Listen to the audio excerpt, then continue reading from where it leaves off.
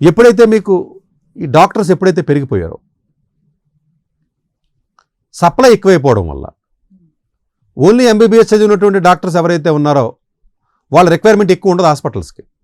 అంటే ఏదో మనగా వార్డుల్లోనూ ఎమర్జెన్సీలోనూ పెడతా ఉంటారండి వీళ్ళు ఎంబీబీఎస్ వాళ్ళు పెడతారు కదా.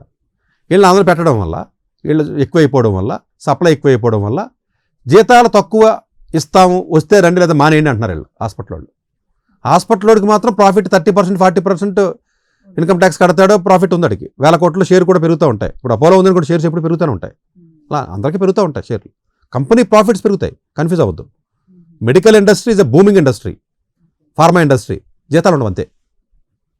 మీరు అనుకుంటున్నారో మెడికల్ బాగా ఉంది కదా ఇండస్ట్రీ, అసలు మెడికల్ తిరగలేదు, అందువల్ల ఇండస్ట్రీ బాగుండడం వేరు, నాకు జీతం రావడం వేరు. ఇప్పుడు ఐటీ ఇండస్ట్రీ కూడా బాగుంటుంది, 30-40% లాభాలు వస్తున్నాయి అందరికీ, జీతాలు పెరగవు అంతే. ఇండస్ట్రీ గ్రోత్ వేరు, శాలరీ గ్రోత్ వేరు. ఈ రెండింటికి డిఫరెన్స్ తెలియక చాలా మంది కన్ఫ్యూజ్ అయిపోతారు. అంతే కదా, ఇండస్ట్రీ పెరగడం వేరు కదా, మీ ఓనర్కి డబ్బులు ప్రాఫిట్ రావడం వేరు, అదానికి అంబానీకి ప్రాఫిట్ రావడం వేరు. వాడికి 200% లేదా 1000% ప్రాఫిట్ వస్తుంది, అందులోనే ఎంప్లాయీస్ శాలరీ 5% కూడా పెంచరు అంతే.